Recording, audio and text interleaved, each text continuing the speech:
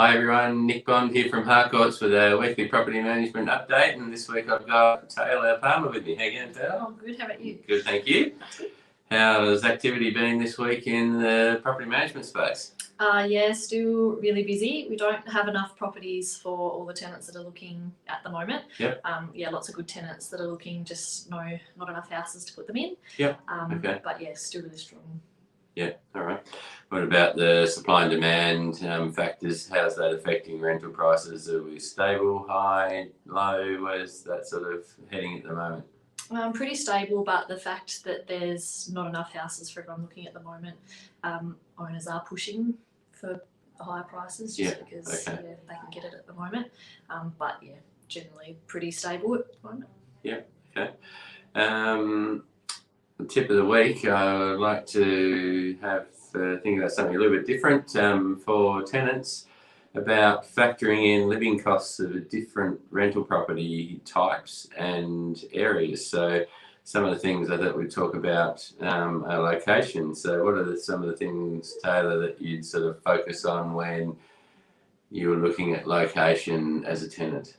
Yeah, so if you're looking at location and thinking, going further south because the rent might be a bit cheaper, just have to then factor in your travel costs. So if both people in the couple were travelling to the city, the extra transport costs for 2 cars to get up there. Yeah, or buses or whatever, it still adds up to be a fair bit per week, doesn't it? So heating, kind of, what sort of differences do you see with tenants in the kinds, like a new insulated house versus an older house and things like that?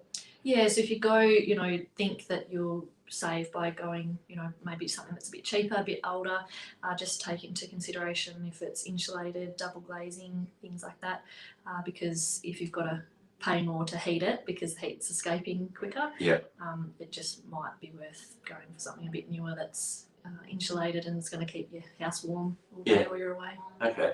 Anything else you should factor in, like when you're thinking of that sort of stuff? Obviously transport and heat are probably 2 pretty big dollar items. Any other small ones that you can think of?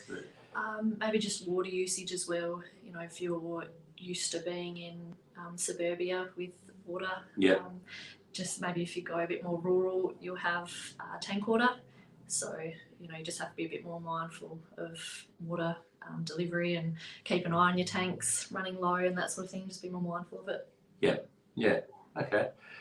Cool. Yeah. Well, certainly you can add up that. Sometimes you might find all of those things could be $20 or $50 a week difference in the weekly thing. So the house that's further out and that you might compromise on sometimes might actually cost you more than the difference that we're looking at. So something to weigh up when you're considering what to rent. So anyway, thank you guys for tuning in this week, and we will see you next week on the update then.